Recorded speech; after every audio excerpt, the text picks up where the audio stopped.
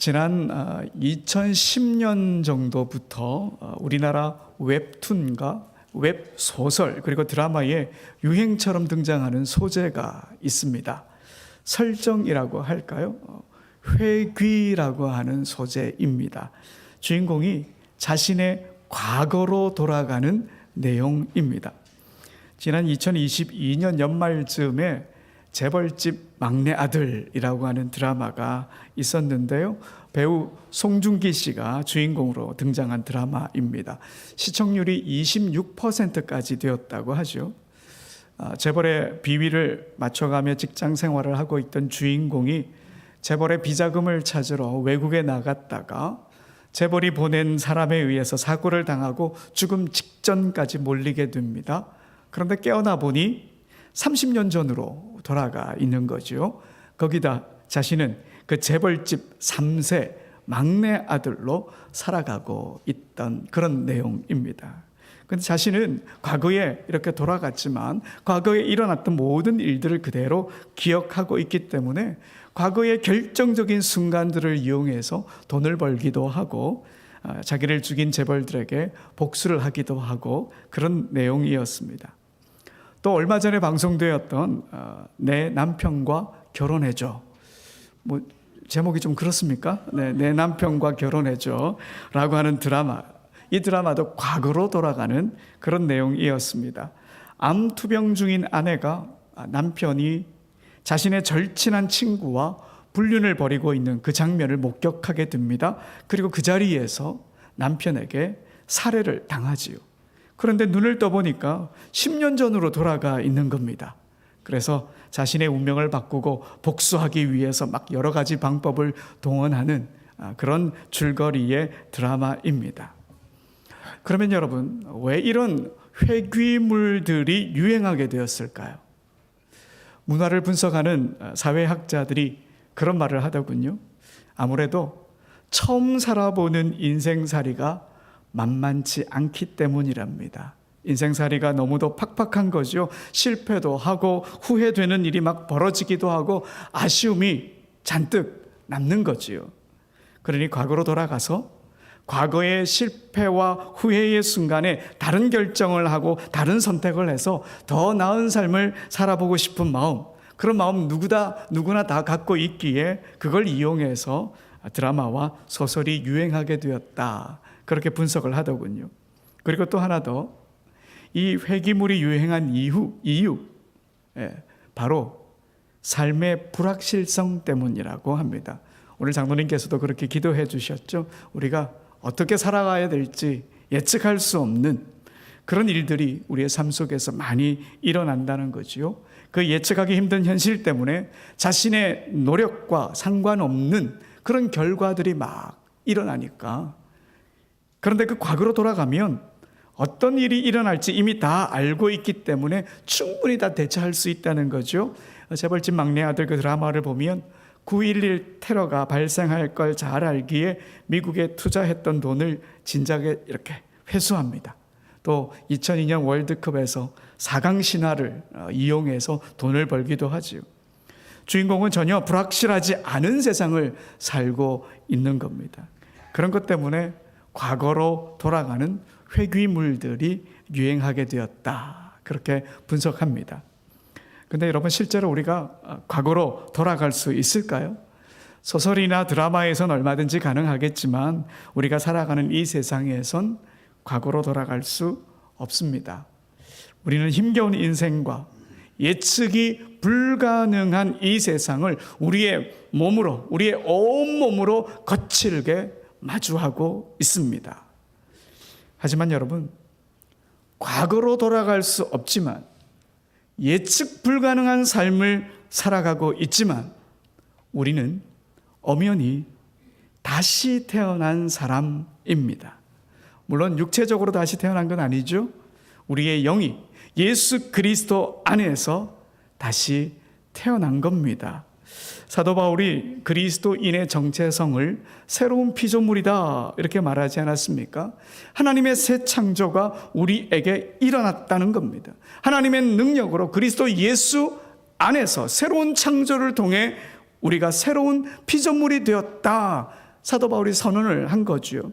여러분 고린도후서 5장 17절의 말씀을 함께 읽어봅시다. 시작. 그런즉 누구든지 그리스도 안에 있으면 새로운 피조물이라 이전 것은 지나갔으니 보라 새 것이 되었도다. 아멘. 그러니 여러분 과거로 돌아가지 않아도 예측 불가능한 그런 미래를 우리가 살아도 우리는 지금 이 땅에서 예수 그리스도와 함께 멋진 삶을 살아가고 있습니다. 두려움 없이 새로 태어난 삶을 우리가 살아가고 있습니다. 오늘 본문이 바로 이 사실을 우리에게 전하고 있습니다. 밤중에 산헤드린 공회원이었던 니고데모가 예수님을 찾아왔습니다. 요한복음에는 니고데모가 한 3번 정도 등장을 합니다. 오늘 본문 등장하고요. 또 7장에도 등장을 합니다. 바리새인들이 예수님을 제거할 음모를 꾸밀 때 니고데모가 나서죠. 모세의 율법을 적용하면서 예수의 말도 들어보지 않고 예수가 하는 일도 알아보지도 않고 어떻게 그를 심판할 수 있겠느냐 이렇게 말해서 예수님을 도와주기도 했습니다. 그리고 십자가 사건 이후 예수님의 시신에 바르려고 모략에 침향을 섞은 것을 100근쯤 가지고 오기도 했습니다. 전체적으로 보면 이 요한복음은 니고데모에 대해 호의적인 태도를 갖고 있습니다. 어쨌든 니고데모와 예수님의 대화 중에 예수님께서 다시 태어나야 된다 이렇게 말씀하셨습니다. 그런데 이 과정에서 예수님께서 같은 의미의 말씀을 3번 각각 다른 표현으로 말씀하셨습니다. 여러분 3절에 보면 사람이 거듭나지 아니하면 하나님의 나라를 볼 수 없다. 5절에 보면 사람이 물과 성령으로 나지 아니하면 하나님 나라에 들어갈 수 없다. 15절에 보면 그를 믿는 자마다 영생을 얻게 될 것이다. 이렇게 말씀하시죠. 여러분 이 3가지는 같은 의미입니다. 거듭난다, 즉 다시 태어난다는 것은 물과 성령으로 나는 것이고 다시 태어난다 하는 것은 곧 예수님을 믿는 것이다 이 말입니다. 그리고 하나님의 나라를 보고 하나님의 나라에 들어가는 것, 그것 역시 영생을 얻는 것과 같은 의미입니다. 그리고 여러분 여기서 거듭난다 이 말 헬라어로 아노센이라고 하는 단어입니다. 그런데 오늘 본문 다음에 이 단어가 요한복음 3장에 한 번 더 쓰였습니다. 요한복음 3장 31절 상반절에 보면 위로부터 오시는 이는 만물 위에 계시고 라고 기록하고 있는데 이 바로 위로부터라고 번역되어 있는 이 단어가 바로 아노센, 거듭나다, 다시 태어나다 이 단어와 같은 단어입니다. 그러니까 거듭난다라고 하는 말은 다시 태어난다라고 하는 다시의 의미와 함께 위로부터 난다 이 의미도 들어있는 거지요. 니고데모는 거듭나는 것을 어머니 모태로 다시 들어가서 태어나는 것이다 그렇게 생각했지만 우리 주님은 거듭나는 것이란 어떤 거냐, 하늘로부터 하나님에 의해 새롭게 태어나는 것이다 이렇게 말씀하신 거죠. 그리고 여러분 5절에 보면 물과 성령으로 나야 된다라고 주님이 말씀하셨는데 이 물과 성령이라고 하는 단어도 한번 살펴볼 필요가 있습니다. 전통적으로 이 단어를 물세례, 성령세례 이런 것으로 받아들이고 있습니다. 우리가 예수님을 주로 고백하고 믿게 되면 세례를 받게 되지요. 그때 물로 세례를 받게 되고 그 순간 성령님이 우리에게 임하십니다. 그래서 물 세례와 함께 성령 세례를 받게 됩니다. 그래서 5절을 주님을 믿고 세례를 받아 하나님의 백성이 되고 영원한 생명으로 들어가게 된다라고 이렇게 해석하고 이렇게 받아들입니다. 근데 여러분 이 물과 성령이라고 하는 것이 각각 다른 게 아니라 하나의 뜻을 갖고 있다 이렇게도 볼 수 있습니다. 지난 2022년 한국 성서 유니온 선교회의 성경 묵상 지도자 훈련 프로그램을 진행하셨던 박대영 목사님께서 이런 가능성을 이야기하셨습니다. 물과 성령은 2가지가 아니라 1가지, 물, 즉 성령이라고 번역할 수 있다. 이렇게 말이죠. 왜 그런가 하니까 헬라어 원문을 딱 보면요, 하나의 전치사로 물, 성령이 연결되어 있기 때문입니다. 그래서 물, 즉 성령으로 나지 아니하면 이렇게 해석해도 무방한 거지요. 그러니까 거듭난다, 위로부터 난다, 이 말은 더 간단하게 말해서 성령으로부터 다시 태어난다, 이 말이 되는 것입니다. 여러분, 이렇게 우리가 해석을 하게 되면 성령을 물에 비유하게 된 겁니다. 여러분, 물은 씻고 깨끗하게 할 때 사용됩니다. 또 물은 자신을 비출 때 사용되지요. 또 물은 높은 데서 낮은 데로 흐릅니다.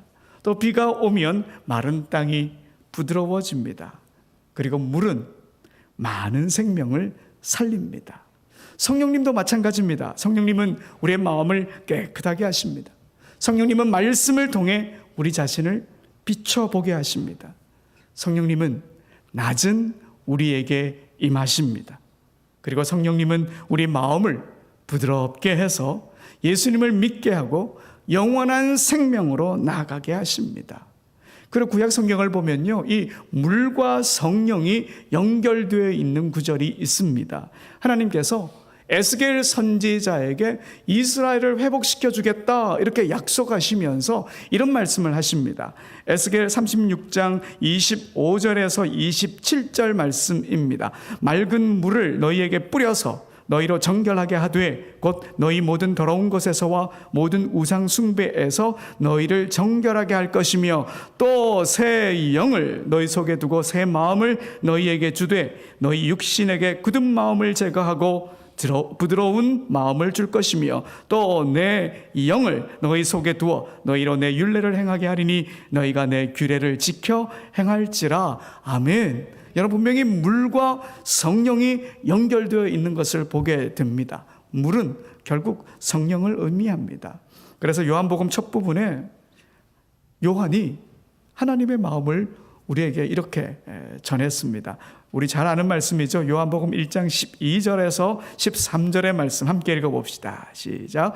영접하는 자 곧 그 이름을 믿는 자들에게는 하나님의 자녀가 되는 권세를 주셨으니 이는 혈통으로나 육정으로나 사람의 뜻으로 나지 아니하고 오직 하나님께로부터 난 자들이니라. 아멘. 예수님을 믿는다고 하는 사람은 어디로부터 난 사람이라고요? 하나님으로부터.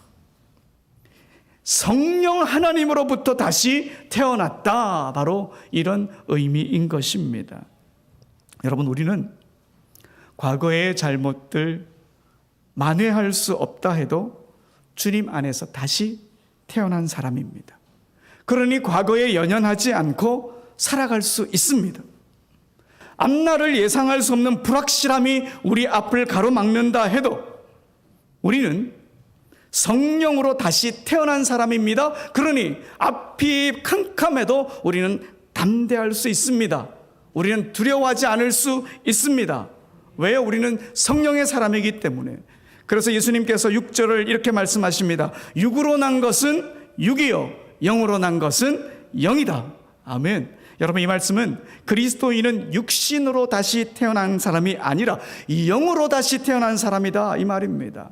그래서 육신으로 보면 우리가 실수하고 실패할 수 있습니다. 지칠 수도 있고 답답할 수도 있지만 성령의 사람으로 다시 태어났으니 성령의 사람다운 마음가짐을 우리가 가져야 하는 것입니다. 여러분, 우리는 이렇게 성령의 도우심으로 예수 그리스도를 믿고 다시 태어난 사람입니다. 이 확신을 갖고 우리가 이 땅을 살아가야 하는 것입니다. 그러면 여러분, 성령 하나님으로부터 다시 태어난 사람, 어떤 삶의 자세를 가져야 할까요? 오늘 본문에 보면 주님께서 이 거듭남의 비밀에 대해 말씀하실 때에 어떤 계기로 이 말씀을 하셨는지 우리가 잘 살펴보면 다시 태어난 사람이 어떻게 해야 하는지 우리가 알 수 있습니다. 여러분, 오늘 본문 2절을 한번 볼까요? 2절 함께 읽어봅시다. 시작. 그가 밤에 예수께 와서 이르되 랍비여, 우리가 당신은 하나님께로부터 오신 선생인 줄 아나이다. 하나님이 함께 하시지 아니하시면 당신이 행하시는 이 표적을 아무도 할 수 없음이니이다. 자, 여러분, 니고데모가 예수님께 와서 먼저 던진 말이 무엇입니까? 기적에 대한, 표적에 대한 이야기를 먼저 꺼냅니다. 예수님께서 행하신 기적이 하나님의 기적이다 이렇게 말을 꺼냅니다. 그러자 예수님께서 거듭남의 비밀을 말씀해 주셨습니다. 주님이 기적을 이야기하는 니고데모의 시선을 성령 하나님이 하시는 일로 돌려놓았다 이 말입니다. 그러니까 예수 그리스도를 믿는 거듭난 사람은 어떤 시선을 가져야 하느냐? 물론 기적을 바랄 때도 있지만 성령 하나님께서 하시는 일을 바라보아야 된다 이 말입니다. 여러분, 니고데모뿐 아니라 당시 유대인들은요, 기적의 하나님, 그 기적의 하나님을 믿는 것이 신앙의 기본 자세다 그렇게 생각을 했습니다. 그래서 사도 바울도 고린도전서 1장 22절에 보면 유대인은 뭘 구한다고요? 표적을 구한다. 헬라인은 지혜를 찾는다. 그렇게 말씀하신 거죠. 유대인은 끊임없이 기적을 구하는 사람들이었습니다.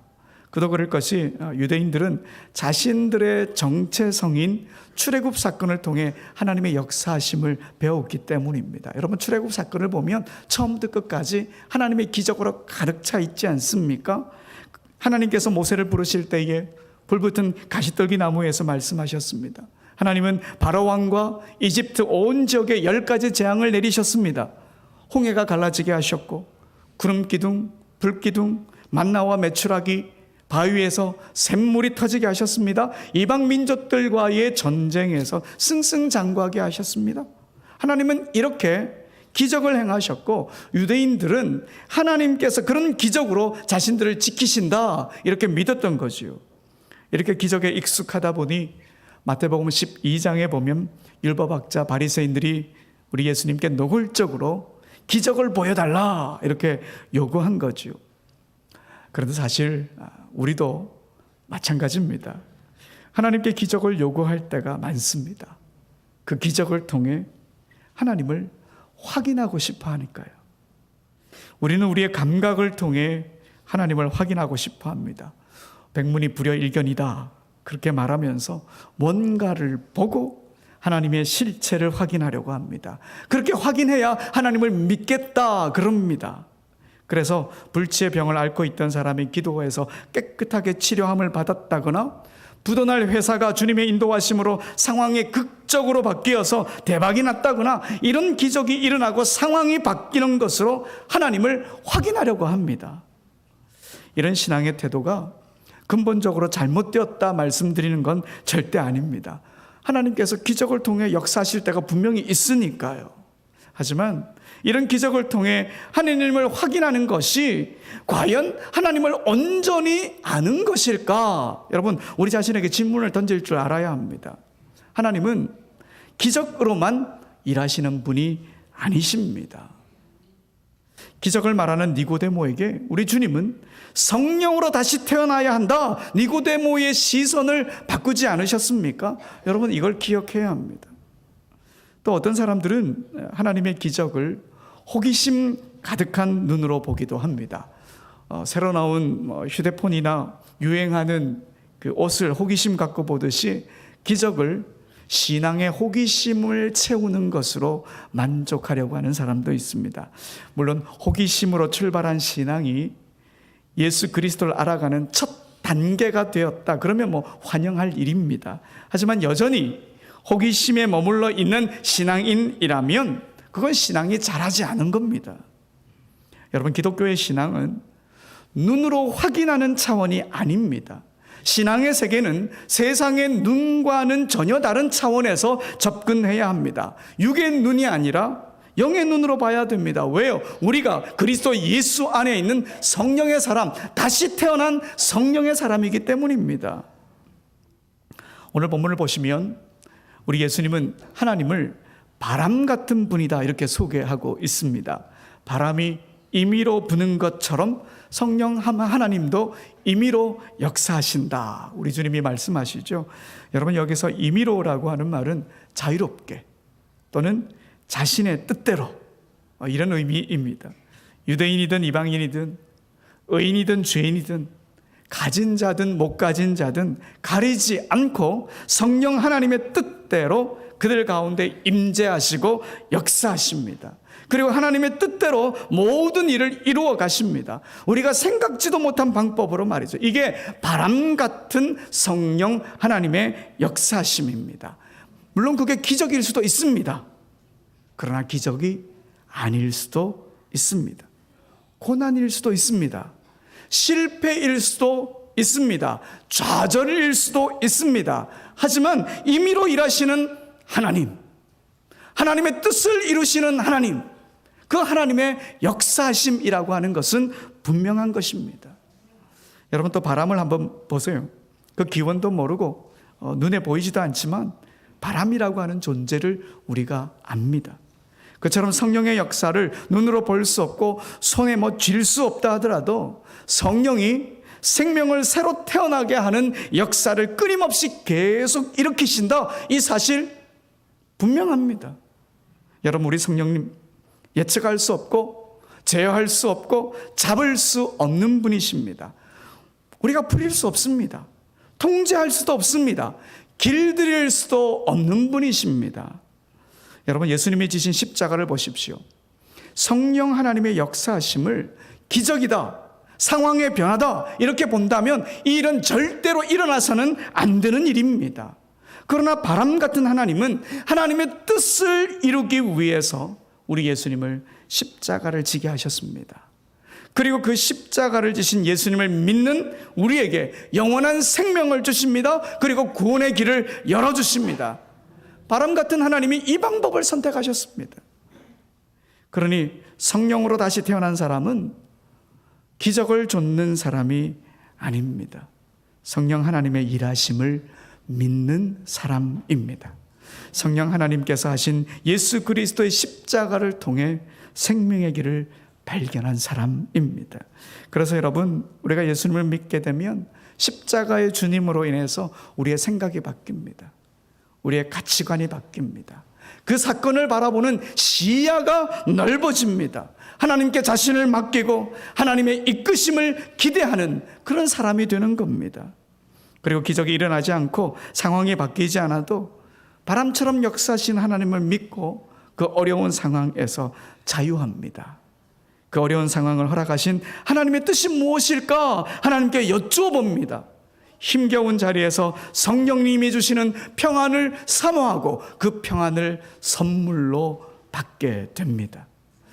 성령의 예측할 수 없는 역사에 겸손히 순종하고 그분의 숨결을 기꺼이 따라가는 사람, 그 사람이 성령으로 거듭난 사람, 예수 그리스도를 믿는 사람입니다. 시인 정현종 선생님의 포옹이라고 하는 시가 있습니다. 안아준다는 말이죠. 이런 내용입니다. 모든 게 싹 튼다, 포옹 속에서. 부화하고 태어난다, 포옹 속에서. 피어나고 날고 흐른다, 포옹 속에서. 포옹 이외의 이념이 없고 포옹 이외의 종교가 없다. 그리하여 지구는 꽃핀다, 포옹 속에서. 저는 이 시를 읽으면서 주님의 포옹, 우리 성령님의 안으심을 떠올렸습니다. 우리 예수님께서 성령님을 통해 우리를 딱 안아주시면요, 우리가 다시 태어납니다. 우리가 피어나고 우리가 날게 되고 우리가 활짝 꽃피게 되는 것입니다. 여러분, 우리는 실수투성이었던 과거로 돌아갈 수 없습니다. 미래도 예측할 수 없습니다. 그러나 지금 우리는 이 땅에서 성령님을 통해 예수 그리스도 안에서 다시 태어난 사람으로 살아가고 있습니다.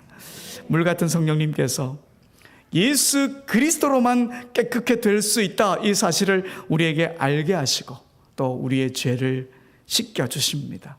바람 같은 성령님께서 자유롭게 우리를 인도하십니다. 주님의 기적 같은 일이 벌어지지 않아도, 상황이 변하지 않아도 우리는 예수 그리스도 안에 있음으로 평안할 수 있습니다. 예수 그리스도 안에 있음으로 생명을 누리고 기쁘게 노래할 수 있습니다. 예수님 한 분만으로 만족할 수 있습니다.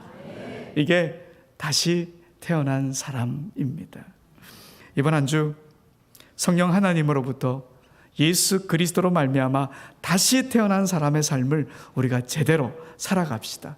기적이 일어나지 않아도, 상황이 바뀌지 않더라도 우리가 생명의 주님을 소망합시다.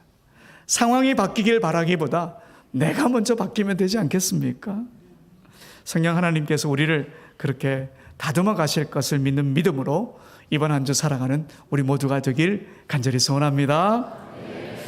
우리 다 같이 일어나셔서 찬송 부르시겠습니다. 슬픈 마음 있는 사람 부르며 주님의 뜻을 구하며 나가겠습니다.